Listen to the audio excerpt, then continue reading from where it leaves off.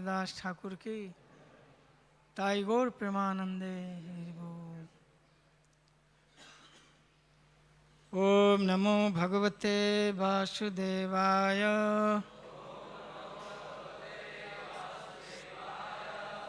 ओम नमो भगवते वासुदेवाय।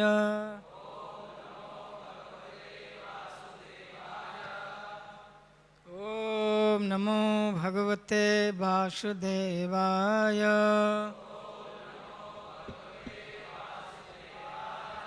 नारायणं नमस्कृत्य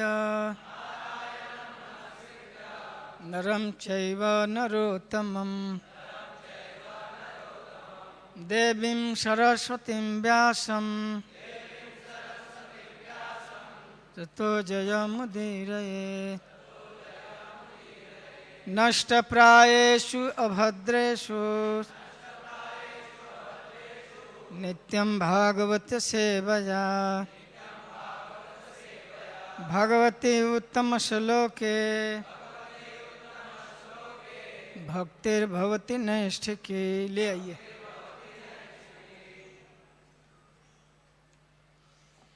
श्रीमद्भागवतम स्कंध 10 अध्याय 17 श्लोक संख्या 1, 2, 3। 2 और 3 की आवृत्ति करेंगे, एक में अनुवाद केवल है तो पढ़ लेंगे। राजोवाच नागालयं रमणकं कथं ते त्याज्य कालीय कृतं किं वा सुपर्णस्य तेनैक्येन असमंजसम्। जिस प्रकार कृष्ण ने कालिये की प्रताड़ना की, उसे सुनकर राजा परीक्षित ने पूछा, कालिये ने सर्पों के निवास स्थान रमणक द्वीप को क्यों छोड़ा और गरुड़ ऋषि से इतना विरुद्ध क्यों हो गया।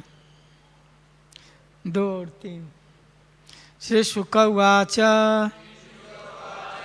उपहारै सर्पजनैर् मासी मासी हयो बलि वानस्पत्यो महाबाहो नागानां प्राकिरूपितः स्वं स्वं भागं प्रयच्छन्ति नागाः पर्वणि पर्वणि गोपिथायात्मनः सर्वे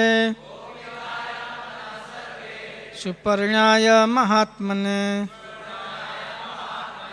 श्री शुक उवाच उपहारै सर्पजनैर् मासी मासी हयो बलि वानस्पत्यो महाबाहो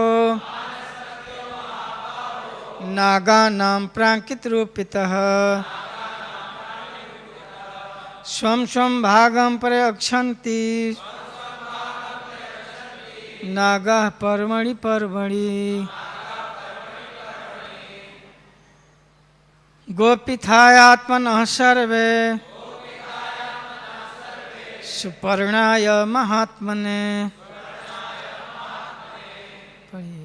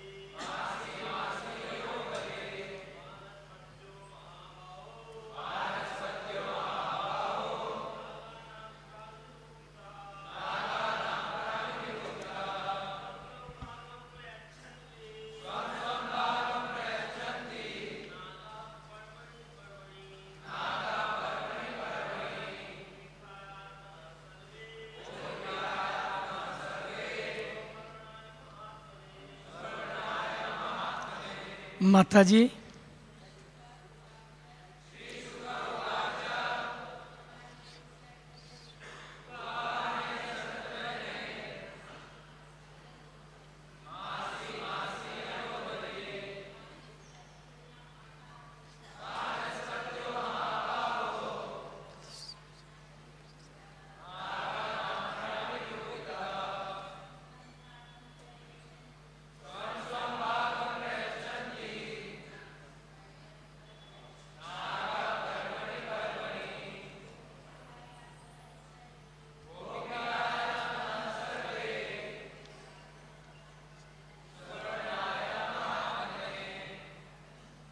शब्दार्थ।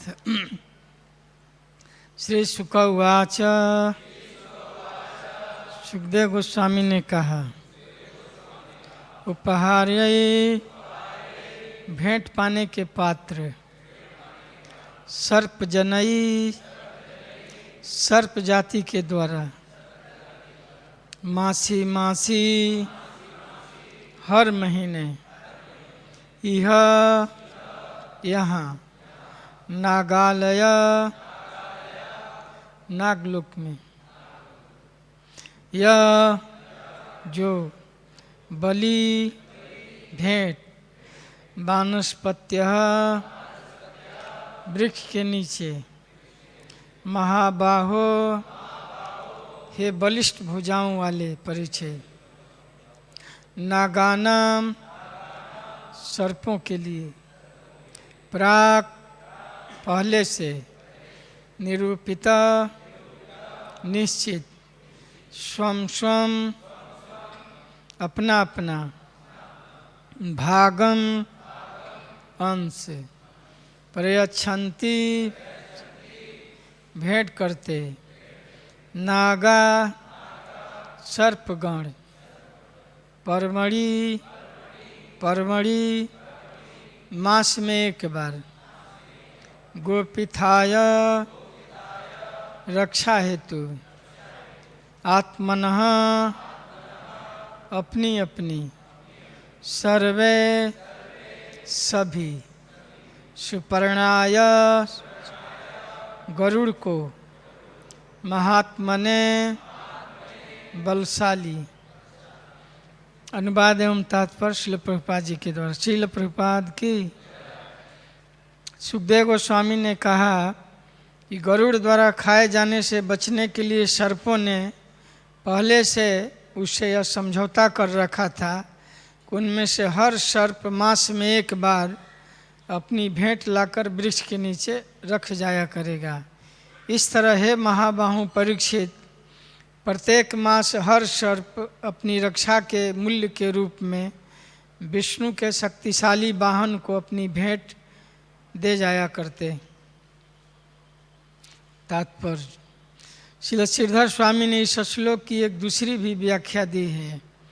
उपहार्य शब्द का एक दूसरा अर्थ भी किया जा सकता है, जिन्हें खाया जाना है उनके द्वारा। इसी तरह सर्प जनई का अर्थ है वे मनुष्य जो सर्प जाति के अधीन थे या उससे संबंधित थे। इस पाठ के अनुसार मनुष्य का एक समुदाय सर्पों के अधीन हो गया था और उनके द्वारा खाए जा सकते थे। इससे बचने के लिए लोग सर्पों को मासिक भेंट चढ़ाते थे, जिसमें से एक अंश वे गरुड़ को दे देते थे ताकि वह उन्हें न खा जाएं। यहाँ जो विशेष अनुवाद प्रस्तुत किया गया है वह श्रील सनातन गोस्वामी की टीका तथा श्रील प्रभुपाद द्वारा कृष्ण नामक ग्रंथ के अनुसार कृष्ण नामक ग्रंथ के अनुवाद पर आधारित है।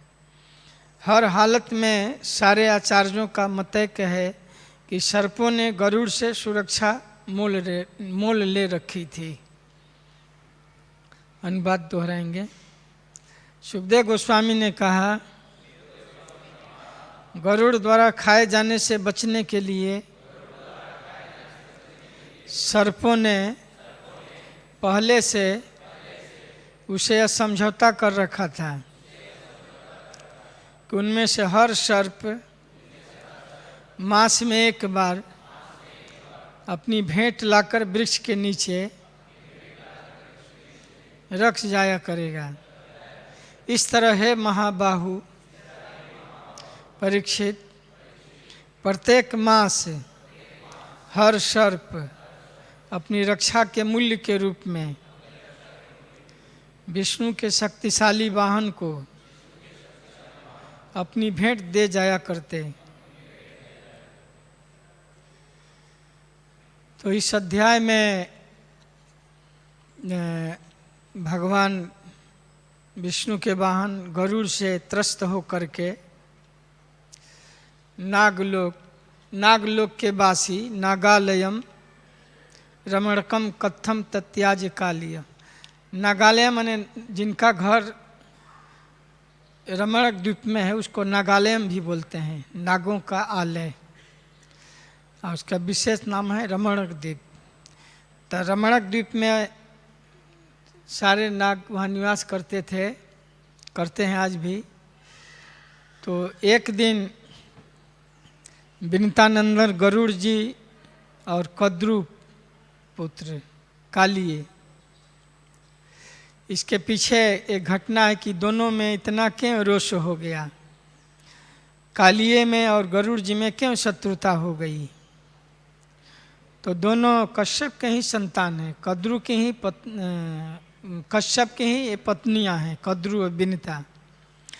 तो एक दिन कद्रु और विनीता में से वार्तालाप हो रहा था कि सूर्य के घोड़ों का रंग जो है, कद्रु ने कहा कि सूर्य के घोड़ों का जो पूंछ है काला है, तो विनीता ने कहा कि नहीं सफ़ेद है। तो दोनों में ये हुआ कि जिसकी बात अगर सच्ची निकलेगी उसके अधीन जिसकी बात झूठी होगी वो सेवकाई करेगी, नौकरानी बन जाएगी। दोनों में ऐसा ये हुआ, कद्रु और विनीता में, कि अगर हमारी बात सच्ची होगी तो आपको मेरे अधीन दासी बनकर रहना पड़ेगा। तो इस तरह से इसमें कद्रु ने एक ट्रिक रच दिया, एक चालाकी कर दिया। अपने सर्प पुत्रों को कहा कि जाकर के सूर्य के घोड़ों में लिपट जाओ, उनके पूंछ में। तो कद्रु के जो पुत्र हैं सर्प घोड़े के पूंछ में लिपट गए। तो दूर से जब उसका परीक्षण करने का समय हुआ तो कद्रु और विनीता दोनों ने देखा। तो कद्रु ने कहा कि देखो सर्प घोड़ों का पूंछ जो है काला है, तुमने सफ़ेद कहा था लेकिन मैंने कहा कि काला है, तो तुम पराजित हो गई हो। तो इस तरह से बहुत चालाकी से कद्रु ने विनीता को पराजित कर दिया इस बात में कि नहीं, वास्तव में सूर्य के रथ में जो घोड़े हैं उनके पूंछ काले हैं। तो इस तरह से कद्रु के दासी के रूप में विनीता कार्य करने लगी, मेड सर्वेंट के रूप में कार्य करने लगी। आगे चलकर इस बात की सच्चाई जब सामने आई तो गरुड़ जी देखे कि हमारी माँ विनीता कद्रु के अधीन कार्य करती है और कद्रु उनको बहुत तरह से प्रताड़ित करती थी विनीता को। तो गरुड़ जी को यह ट्रिक जब मालूम पड़ा कि ये ट्रिक से, धोखे से इस तरह से पराजित की थी, तो कद्रु के जो पुत्र जो उस कार्य में सम्मिलित हुए थे सर्प लोग, उस सर्पों को मारने लगे। गरुड़ जी सर्पों को मार मार खा जाने लगे, बार बार सर्पों को मारते थे। और सर्पों में जो प्रधान था कालिए, उसको भी मारते थे। आज भी सर्पों में और गरुड़ में इस तरह से विवाद होता है। तो बहुत सर्प परेशान रहते थे नागलोक के, रमणक द्वीप के। रमणक द्वीप में रहने वाले सर्प बहुत परेशान थे। तो एक दिन उन्होंने संधि किया, समझौता कर लिया कि गरुड़ जी से समझौता कर लेना चाहिए, महीने में हर सर्प जो है एक बार उनको उपहार दे देगा, खाने के लिए गिफ्ट दे देगा। तो समझौता के क्रम में कि आप हम लोग को परेशान मत कीजिए, सब लोग महीने में एक एक बार उपहार देंगे, खाने के लिए वस्तुएं दे देंगे। वृक्ष निर्धारित किया, बरगद का वृक्ष। वो वृक्ष के नीचे सब लोग अपना भेंट दे देंगे, आप स्वीकार कर लेंगे। तो हर नाग अपना अपना महीने में अपना उपहार गरुड़ को उपहार देते थे, भेंट देते थे। लेकिन कालिए नहीं देता था। कालिए बल्कि जो लोग वहाँ भेंट देते थे उसको खा जाता था। जो भी नाग लोग खाने के लिए वस्तुएं ले आते थे, कालिए उसको खा जाता था। ये बात जब गरुड़ जी को मालूम पड़ा कि कालिए जो है ऐसा कार्य कर रहा है, नागों के द्वारा जो भी भेंट में खाने की वस्तुएं दी जाती हैं वो कालिए खा जाता है, तो गरुड़ जी को बहुत गुस्सा आया और एक दिन उस पर आक्रमण किए। बहुत घोर युद्ध हुआ, जैसे कालिए को बहुत मार मारे गरुड़ जी, अपने चोंच से, अपने पंजों से बहुत मारे, बहुत घायल हो गया। तो राजा परीक्षित यही पूछ रहे हैं कि क्यों गरुड़ जो है, अरे कालिए क्यों जो है रमणक द्वीप छोड़ करके चला गया। नागालयम रमणकम कथम तत्याज कालिय। नागालयम रमणकम, रमणक द्वीप में रहने वाला कालिए क्यों छोड़ करके चला गया जगह को। कृतम किम हुआ सुपर्णस्य, और क्यों गरुड़ जी से उसकी शत्रुता क्यों हो गई। एक तो क्यों शत्रुता चल रही थी और क्यों स्थान परिवर्तन किया, तो उसका उत्तर आगे सुखदेव गोस्वामी दिए। ये जो भेंट देने की बात थी वो भेंट नाग देते थे और ये खा जाता था। तो स्थान परिवर्तन क्यों किया। गरुड़ द्वारा खाए जाने से बचने के लिए सर्पों ने पहले से उसे यह समझौता कर रखा था, उनमें से हर सर्प मास में एक बार अपनी भेंट लाकर वृक्ष के नीचे रख जाया करेगा। इस तरह हे महाबाहु परीक्षित, प्रत्येक मास हर सर्प के लिए हर सर्प अपनी रक्षा के मूल्य के रूप में विष्णु के शक्तिशाली वाहन गरुड़ को भेंट दे जाया करते थे। तो कालिए इस तरह से इस समझौते का विरोध किया कि हम नहीं मानेंगे। तो बहुत भारी युद्ध हुआ और गरुड़ उसको बहुत बुरी तरह से मार खा करके बहुत भयभीत हो गया। तो उसके पूर्व एक घटना घटी थी, सुखदेव गोस्वामी आगे इसको भी जिक्र करेंगे। पूर्व में एक घटना घटी थी कि एक बार यमुना जी में सौभरी मुनि तपस्या कर रहे थे जल में, तो वहाँ गरुड़ जी जाकर मछलियों को खा रहे थे। तो मछलियाँ भय से इधर उधर भाग रही थीं। तो सौभरी मुनि गरुड़ को कहे कि ऐसा मत करो, मछलियों को मत खाओ यहाँ। लेकिन गरुड़ जी को भूख लगी थी, वो मछलियों को खाए जा रहे थे, उनके बात पर ध्यान नहीं दिए। सौभरी मुनि मना कर रहे थे, लेकिन भूख से इतने क्षुधा से पीड़ित थे कि वो मछलियों खा रहे थे। तो सौभरी मुनि शाप दे दिए गरुड़ को कि यहाँ अगर आओगे तो दोबारा जलकर भस्म हो जाओगे।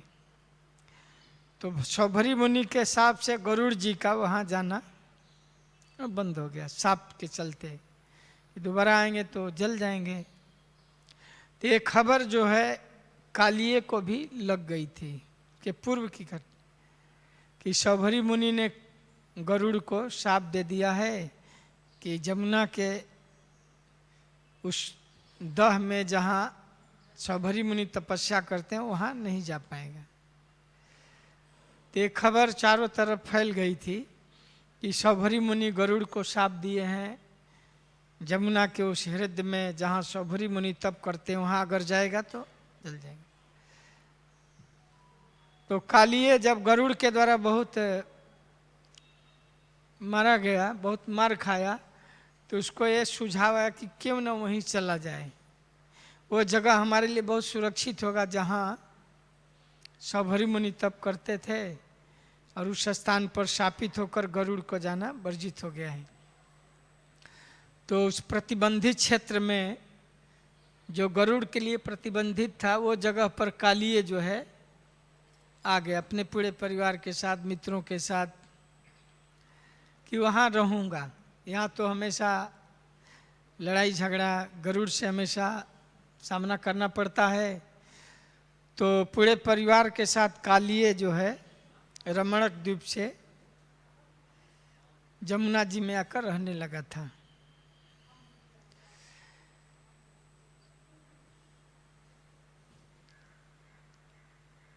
कालिए की प्रताड़ना, जिस प्रकार कृष्ण ने कालिए की प्रताड़ना की, उसे सुनकर राजा परीक्षित ने पूछा, कालिए ने सर्पों के निवास स्थान रमणक द्वीप को क्यों छोड़ा और गरुड़ ऋषि से इतना विरुद्ध क्यों हो गया? ये प्रश्न।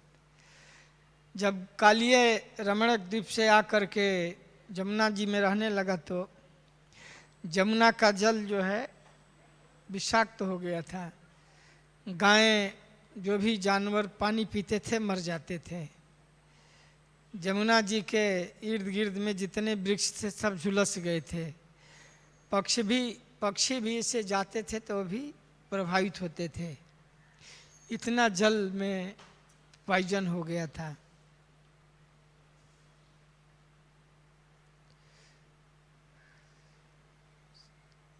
इस पाठ के अनुसार मनुष्य का एक समुदाय सर्पों का अधीन हो गया था। यहाँ श्रीधर स्वामी इसका टीका करते हैं।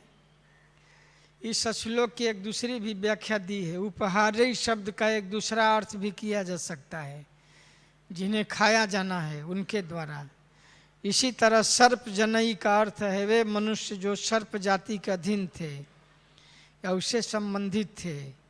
इस पाठ के अनुसार मनुष्य का एक समुदाय सर्पों के अधीन हो गया था और उनके द्वारा खाए जा सकते थे। इससे बचने के लिए लोग सर्पों को मासिक भेंट चढ़ाते थे। दूसरा अर्थ श्रीधर स्वामी लिखते हैं, जिसे एक अंश वे गरुड़ को दे देते थे ताकि वह उन्हें न खा जाएं, और उसका एक अंश गरुड़ को दे देते थे कि गरुड़ जी उन्हें न खा जाएं, सर्पों को। यहाँ जो विशेष अनुवाद प्रस्तुत किया गया है वह श्रील सनातन गोस्वामी की टीका द्वारा तथा प्रभुपाद द्वारा कृष्ण नामक ग्रंथ के अनुवाद पर आधारित है। हर हालत में सारे आचार्यों का मत है कि सर्पों ने गरुड़ से सुरक्षा मूल रखी थी। गरुड़ जिसे हमेशा भयभीत रहते थे सर्प, इसीलिए अपने सुरक्षा के लिए उनको हर महीने टैक्स चुकाते थे, टैक्स भरते थे। हर महीने हम आप लोगों को इतना टैक्स दे देंगे, हम लोगों को मारिए मत। तो सब लोग टैक्स देते थे, लेकिन कालिए जो है वो तो स्वाभिमानी था, वो नहीं देता था। बल्कि अन्य नाग लोग जो टैक्स देते थे, टैक्स में खाने के लिए चीज़ें, वो स्वयं खा जाता था। बार बार इस तरह से करता था। एक दिन गरुड़ जी को बहुत गुस्सा आया, बहुत उसको प्रताड़ित किए। इस भय से भागकर यहाँ सुरक्षित जगह में आ गया था। इस खबर को सुना था कि सौभरी मुनि शाप दे दिए हैं। सौभरी मुनि एक महान ऋषि हैं। आज भी उनके वंशज के लोग राधा कुंड, नंदगांव उधर तरफ आज भी उनके वंशज के लोग पाए जाते हैं, सौभरी डायनेस्टी के लोग। सौभरी मुनि जमुना के जिस हृदय में, जिस हद में आश्रय लिए थे, उसी हद को कालिए दह कहा जाता है। जो मदन मोहन मंदिर है वर्तमान में, वो कालिए हृदय के ऊपर ही है। आज वो जमुना जी का जो जल प्रवाह है थोड़ा दूर चला गया है, लेकिन पहले जमुना जी मदन मोहन मंदिर के एकदम पास से गुजरती थी, इसलिए घाटें आज भी दिखाई देती हैं। आज भी जो प्राचीन घाट बने हैं वो दिखाई देते हैं। काल कर्म से जमुना जी का धारा प्रवाह बदलता है, कभी उधर जाते। तो जगह बहुत गहरा पानी था वहाँ, उसी गहरे पानी में शबरी मुनि जल में भजन करते थे। भौतिक आकर्षण से बचने के लिए जल के अंदर जल समाधि लेकर के, कोई मरने के बाद जल समाधि लेता था, वो जीवित ही जल में समाधि लिए थे। अपनी इंद्रियों को प्राणायाम के द्वारा मन को एकाग्र करके भगवान का भजन करते थे। शबरी मुनि के विषय में ये कथा है कि एक दिन मछलियों को देखे, मछलियां आपस में, नर और मादा मछलियां काम क्रीड़ा विन्यास कर रही थी। उनके काम क्रीड़ा कौतुक को देखकर शबरी मुनि के मन में वासना जागृत हो गई, मन में विकार उत्पन्न हो गया। उन्होंने सोचा कि ये मत्स्य जाति की जो मछलियां हैं अपने परिवार के साथ कितने आनंद में रह रही हैं। अब उनको जो तपस्या कर रहे थे जल में, अपने ऊपर ये हुआ कि मेरा जीवन बहुत शुष्क है, मैं बेकार जल में तप कर रहा हूँ। ये मछलियाँ अपने पौत्र पुत्र परिवार के साथ कितने सुखी हैं। तो यह दृश्य देख करके शबरी मुनि अपना वो संकल्प त्याग दिए, जो जल में समाधि लेकर भजन कर रहे थे।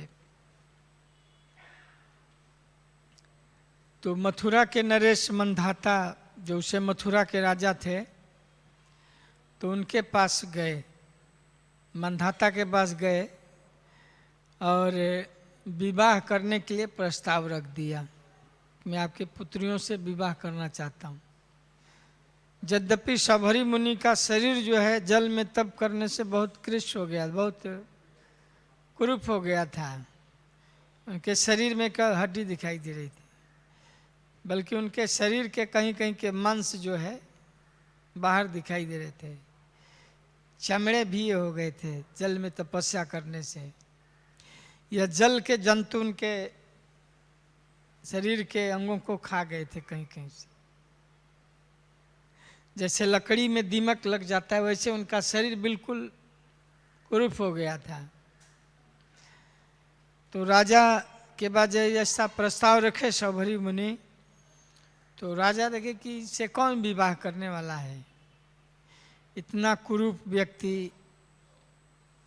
तो राजा ने कहा कि शबरी मुनि से कि अगर हमारी पुत्रियां आपको वरण करती हैं तो हमें कोई एतराज नहीं है।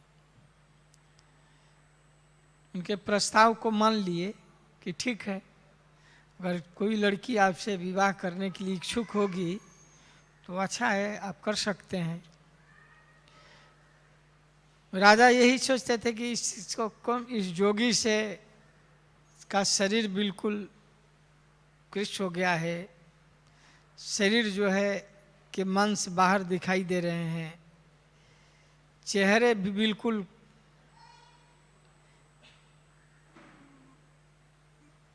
केवल शरीर के अंदर केवल हड्डियां दिखाई दे रही थी, चेहरे भी विकृत हो गया था, आंख अंदर चला गया था।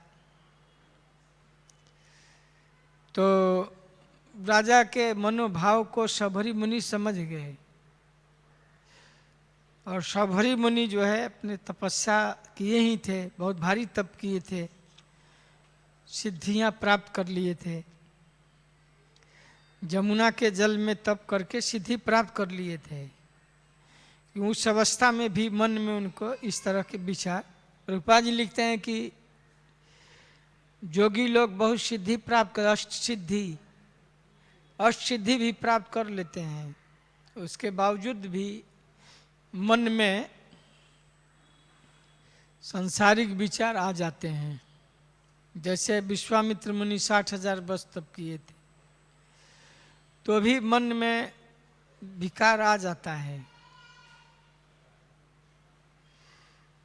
इसलिए इस घटना से सुखदेव गोस्वामी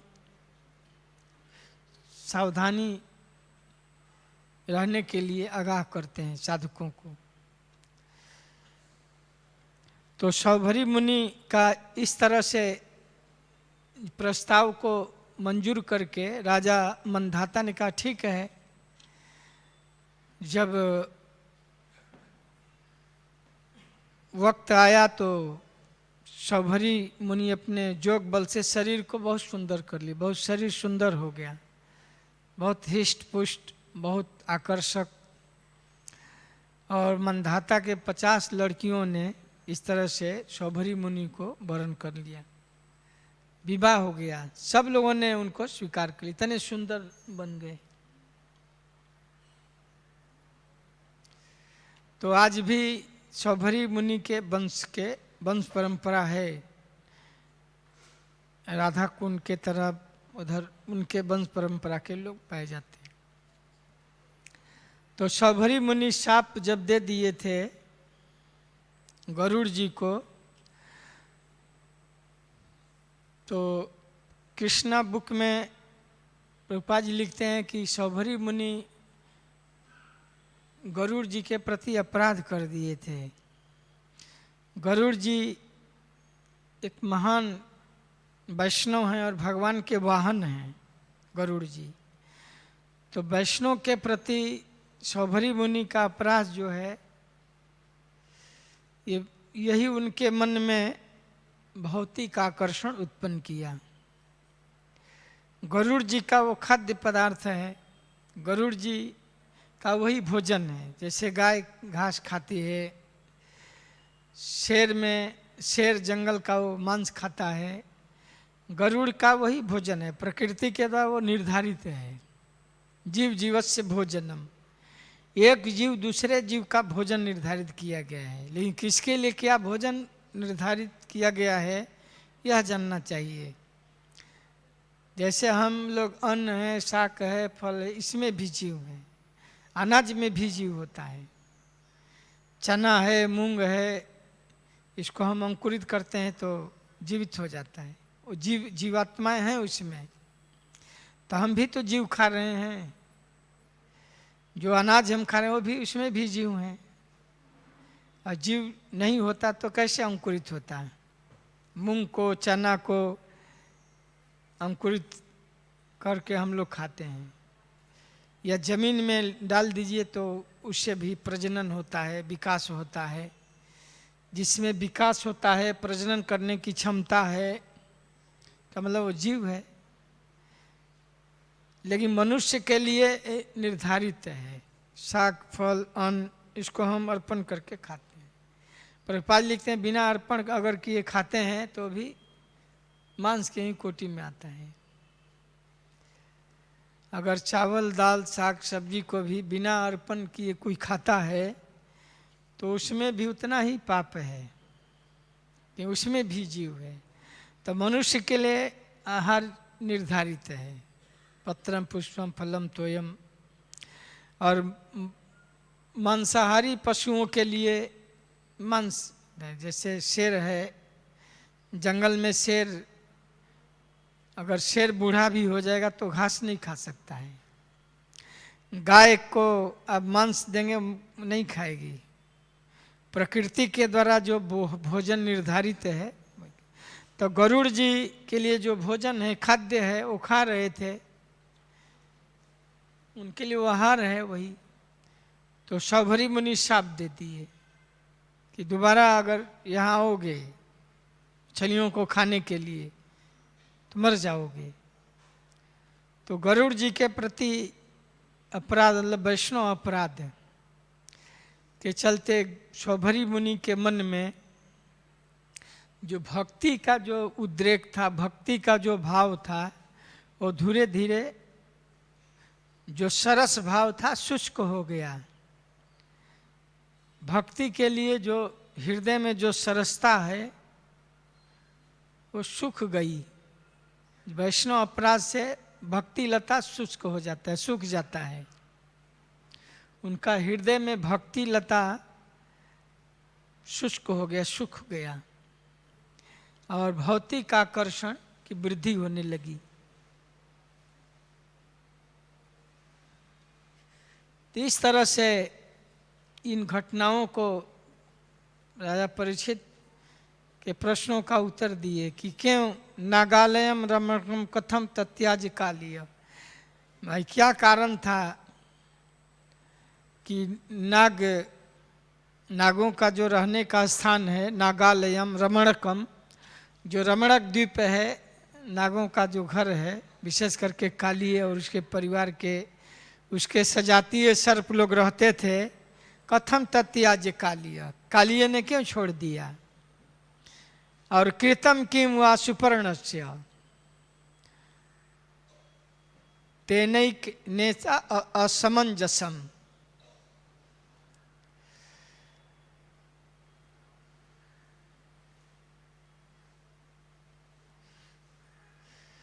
और कालीय ने सर्पों के निवास रमणक द्वीप को क्यों छोड़ा और गरुड़ ऋषि से इतना विरुद्ध क्यों हो गया। इसी प्रश्न का उत्तर सुखदेव गोस्वामी देंगे। उपहारे सर्प जनैर मासी मासी हयो बलि वानस्पत्यो महाबाहो नागानाम प्रांकित आरोपित। अपने रक्षा के लिए सर्पों ने मासी मासी हर महीने यो बलि अपना उपहार भेंट करते थे। वानस्पत्य एक वृक्ष के नीचे की ये जगह पर देना है। स्वम स्वम भागम प्रक्षंति, अपना अपना भाग सब लोग जो निर्धारित था कितना इतना टैक्स देना है। स्वम स्वम भागम प्रक्षंति नागा पर्वणि पर्वणि, हर महीने महीने अपना अपना उपहार दे देते थे, वो वृक्ष के नीचे ला करके रख देते थे। गोपी थायात्म न सर्वे, महात्मा ने, यहाँ गरुड़ जी को सुपर्णाय, महात्मा ने गरुड़ जी को एक संबोधित किए सुखदेव महात्मा ने। महात्मा ने का महात्मा भी होता है, यहाँ पर ऊपर लिखे हैं बलशाली।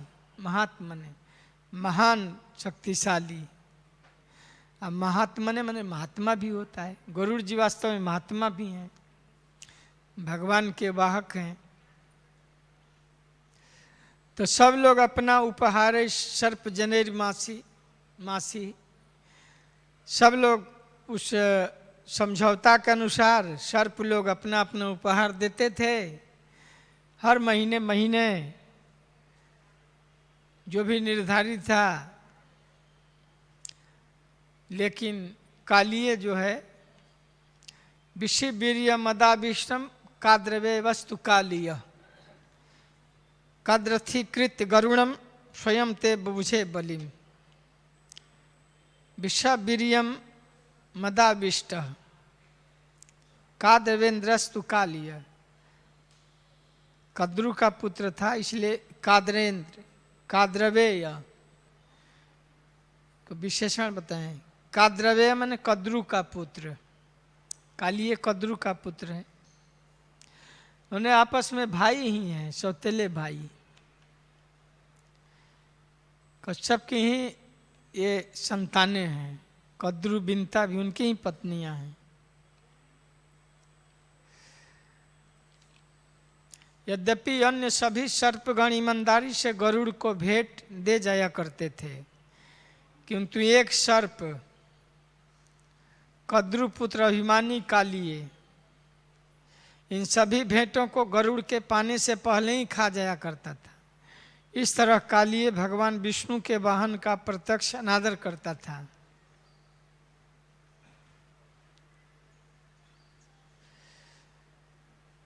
हे गरुड़, हे राजन,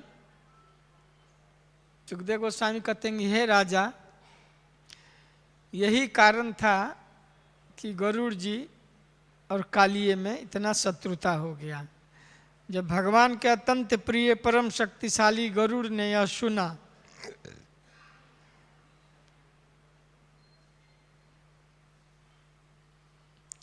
तो वह क्रुद्ध हो उठे और कालीय को मार डालने के लिए उसकी ओर तेजी से चले। श्रील सनातन गोस्वामी बतलाते हैं कि महावेग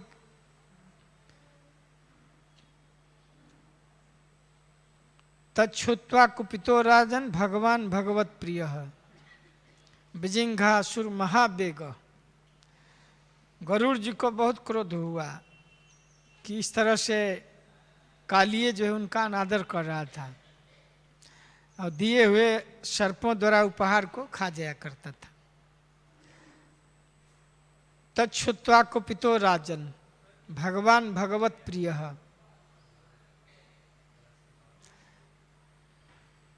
भगवान के प्रिय भक्त गरुड़, गरुड़ जी भगवान के बहुत प्रिय, इसीलिए उनके ध्वजा पर भी गरुड़ो ध्वजा।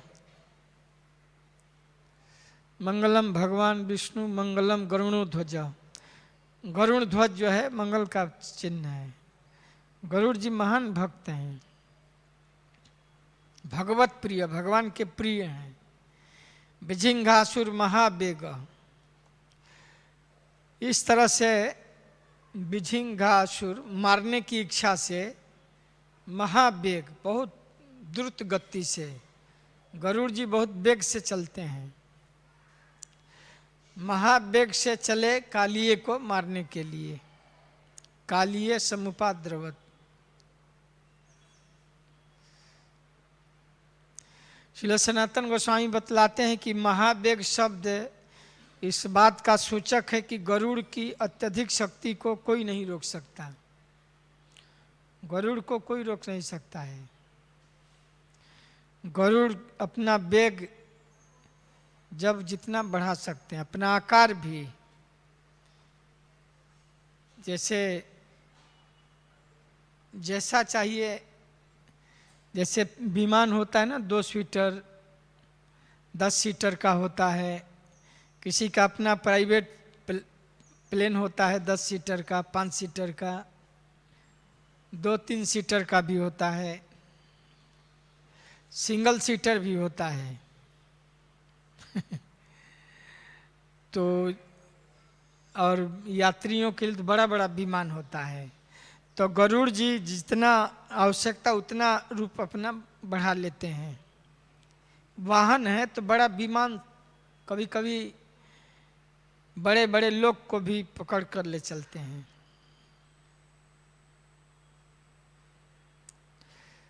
पर्वत को भी उठा लेते हैं अपने पंजों में, अपने चोंच में। गरुड़ जी बहुत शक्तिशाली हैं।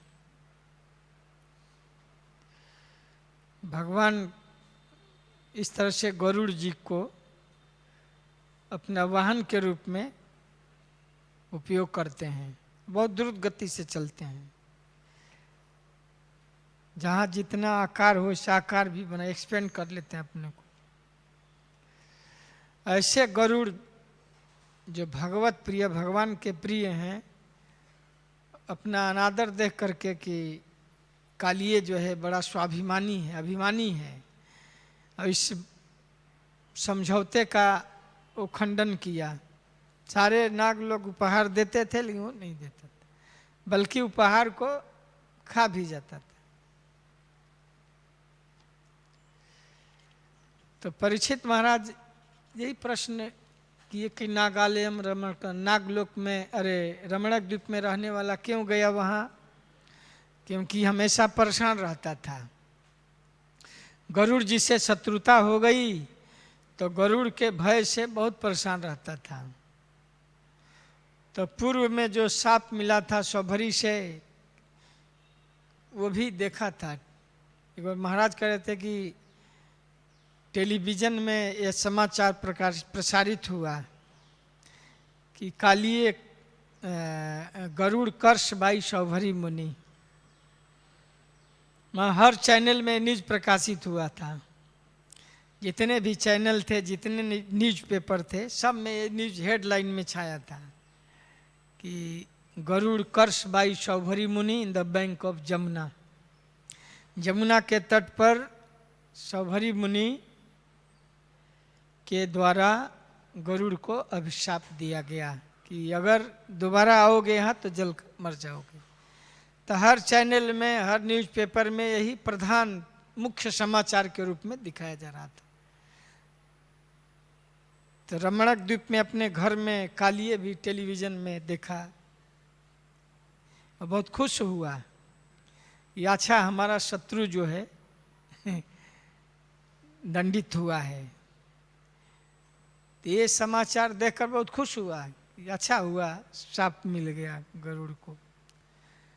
ये बात को याद हुआ उसको जब गरुड़ जी के साथ बहुत शत्रुता बढ़ गई इस घटना से कि उपहार नहीं देता था और अन्य नागों का उपहार भी खा जाता था। तो इसके चलते गरुड़ जी से बहुत बड़ा युद्ध हुआ। गरुड़ जी उसको बहुत मार मारे, अपने पंजों से चोट से बहुत मार करके मरा जैसा छोड़ दिए थे। उसका जीवन जो है बहुत मुश्किल से अपने जीवन को संभाला। तब उस निर्णय किया कि अब यहाँ रहना ठीक नहीं है, अभी तो बच गया, फिर इस तरह का लड़ाई हो सकता है। इसलिए उसको याद आया कि वही जगह जाना चाहिए जहाँ अभिशाप मिला है। जहाँ गरुड़ को शाप मिला है सौभरी मुनि से, वो जगह ठीक है कि वहाँ वो तो आ नहीं पाएंगे, तो वहाँ मैं बहुत सुरक्षित रहूँगा और अपने को आनंद पूर्वक जमुना के जल में विहार करूँगा। तो अपने लिए सुरक्षित जगह समझ करके कालिए वहाँ जमुना जी के दह में रहने लगा। तो दह का नाम भी कालिए दह से नाम जाना जाने लगा। बाद में भगवान कृष्ण देखे कि कालिए के चलते वृंदावन का सौंदर्य, जमुना का जल बहुत दूषित हो गया है, तो भगवान पुनः उसको दंडित करके वापस भेजेंगे, जहाँ से आए हो वहाँ जाओ, पुनः रमणक द्वीप में उसको भेज देंगे। कालिए कहेगा कि हमको तो बहुत भय होता है, गरुड़ जी से हम बहुत भयभीत रहते हैं। भगवान के जाओ, अब तुमको गरुड़ जी नहीं मारेंगे।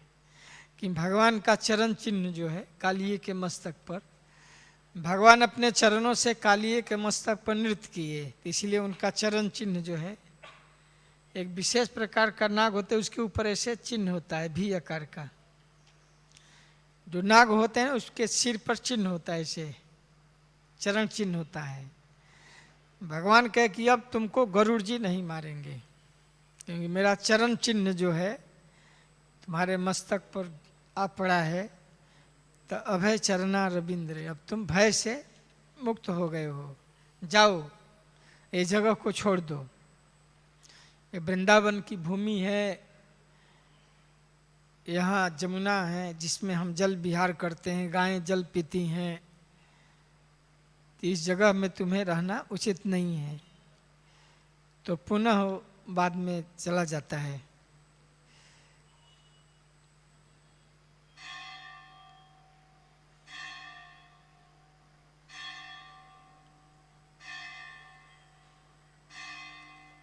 हरे कृष्णा, धन्यवाद।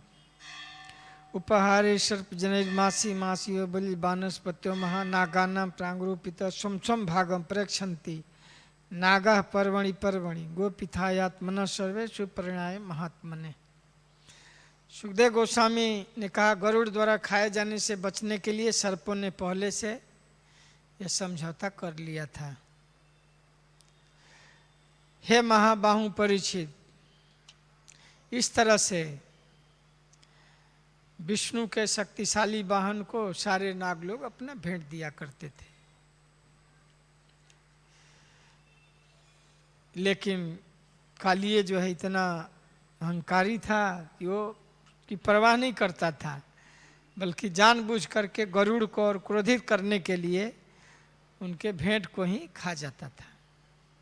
उनसे जानबूझ करके उनको चिढ़ा रहा था, उकसा रहा था। गरुड़ जी देखे कई दिन बीत गए इस तरह की हरकत। तब एक दिन गरुड़ जी ऐसा ये किए, बुरी तरह से उसको बहुत मार मारे। इस तरह से भागकर यहाँ रहने लगा। तो यहाँ भी जमुना में, जमुना के जितने भी जलचर थे सब त्रस्त थे उससे। अपना स्वभाव कहाँ छोड़ता है। गरुड़ जी के मारे जाने पर अपना स्वभाव नहीं छोड़ा था। यहाँ भी अकारण ही लोगों को जो भी लोग आते थे उनको डंस देता था जमुना में। जमुना के जलचर भी बहुत प्रभावित हो गए थे, यहाँ तक कि उस इर्द गिर्द के पेड़ पौधे भी सूख गए थे और जमुना के जल से ऐसा स्ट्रीम बनता था, पॉइजन स्ट्रीम के रूप में वाष्प बनकर हवा को भी दूषित कर दिया था। यहाँ तक कि पक्षी भी जाते थे तो स्टीम से प्रभावित होकर गिर जाते थे, गायें दूषित जल पीकर मर जाती थीं। भगवान इस तरह से देखे कि वृंदावन का जो सौंदर्य है कालिए ने दूषित कर दिया है। प्रभुपाद जी लिखते हैं कि आज भी अनेक कालिए हैं जमुना गंगा के तट पर निवास करते हैं। जो बड़े बड़े कल कारखाने हैं, उद्योग हैं, वो कालिए की तरह हैं। उनके दूषित जल जो है जमुना को प्रभावित कर रहे हैं। द्वापर युग में कालिए जमुना को दूषित किया था तो भगवान ने उससे जमुना को रक्षा किया था। और इस समय अनेक बड़े बड़े महानगर जमुना गंगा किनारे बसे हैं और उन महानगरों का जो दूषित जल है या उद्योगों का, कल कारखानों का जमुना के जल को दूषित कर दिया है। जमुना का जल पिएंगे तो मर जाएंगे। अब जमुना का पानी पी लिए तो तुरंत डायरिया हो जाएगा या हाई फीवर हो जाएगा। जमुना का जल वास्तव में पॉइजनस हो गया है। सब दूषित शहरों का पानी और फैक्ट्रियों का पानी उसमें बह रहा है।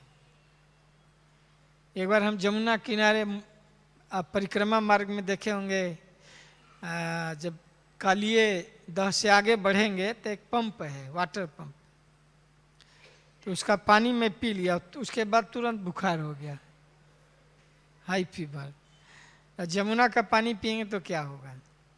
जमुना का पानी भी वैसा ही हो गया है। तो उस समय तो कालिए को भगवान ने निर्वासित किया। इस समय जमुना में अनेक बड़े बड़े उद्योगों का, कारखानों का पानी जो इसमें गिर रहा है, शौचालय का पानी उसमें गिर रहा है।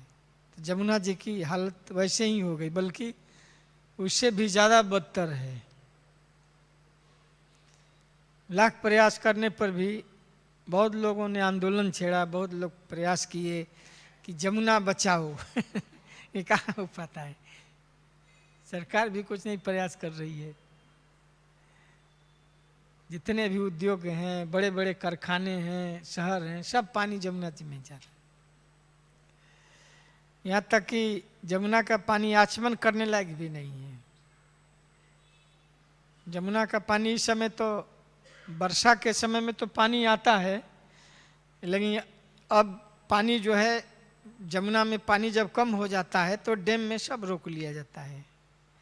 जमुना का जो पानी चलता है हिमालय से तो दिल्ली और हरियाणा के तरफ ना, उधर ही ना डैम बनाए गए हैं, उसमें पानी रोक लिए जाते हैं।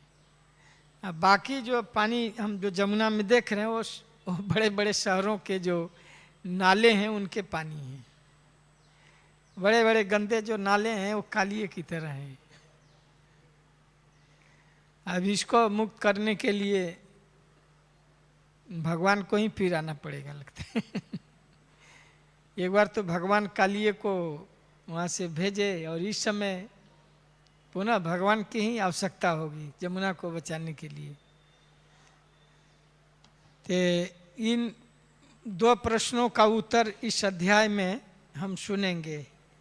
ये तो प्रश्न का प्रारंभ किया गया है और सुखदेव गोस्वामी उत्तर देना प्रारंभ किए हैं। पूरे अध्याय में ही इसका बृहद उत्तर दिया गया है।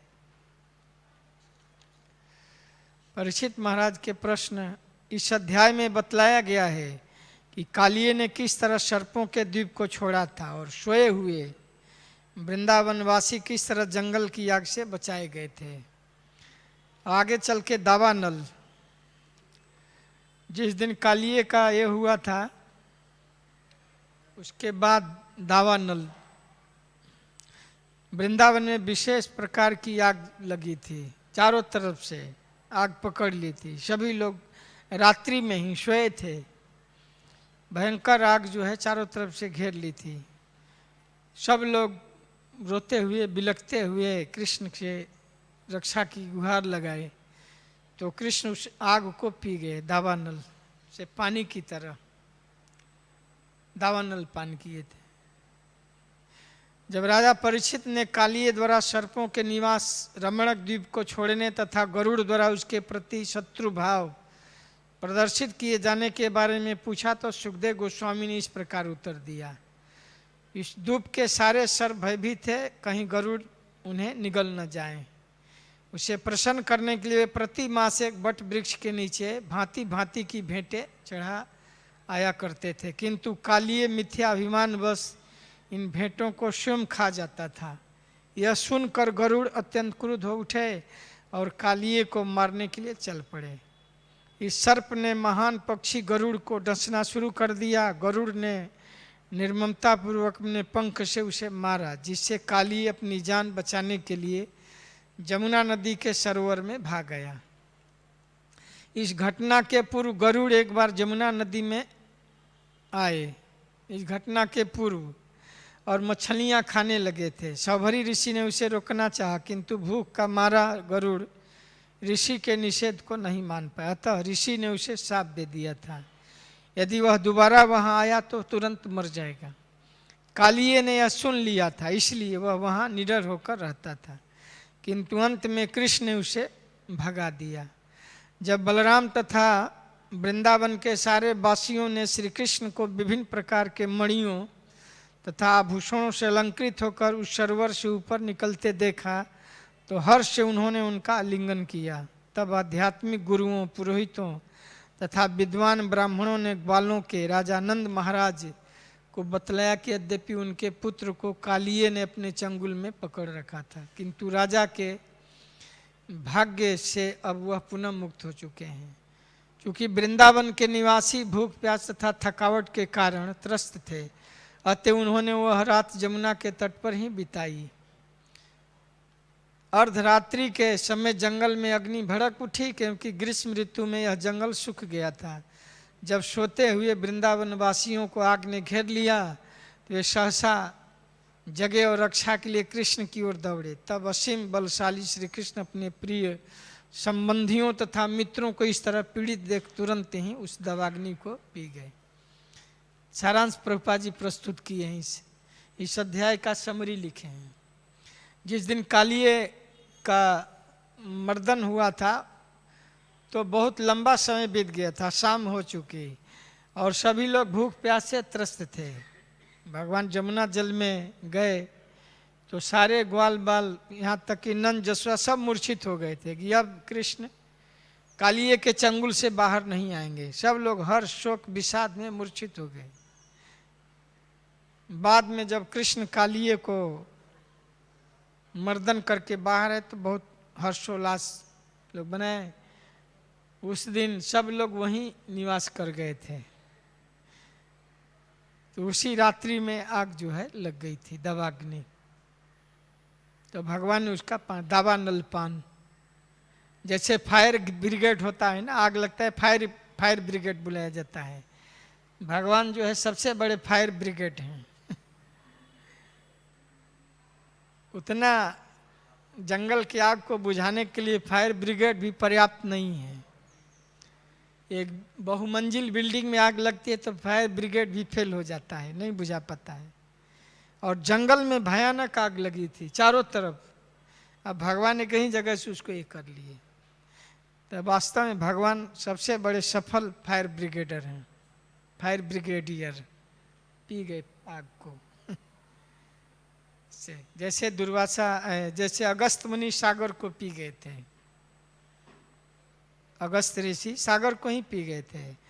और जानु ऋषि जानु द्वीप में गंगा को ही पी गए थे। से भगवान तो भगवान है, जोगेश्वरेश्वर। जोगियों में ऐसी शक्ति है तो भगवान जोगियों के भी आराध्य हैं। तो सारे आग को पी गए दावानल पान कर। तो भगवान की इस लीला को सुखदेव गोस्वामी जो है इस अध्याय में प्रमुख रूप से दो लीलाओं को बताए हैं। कालिए को क्यों आना पड़ा, फिर कालिए कैसे भगवान निर्वासित किए, और फिर कैसे उस दावानल को भगवान पान किए। तो आगे इसकी और कथाएं आप सुनेंगे। हरे कृष्ण, धन्यवाद। श्रील प्रभुपाद की, ग्रंथराज श्रीमद् भागवतम की।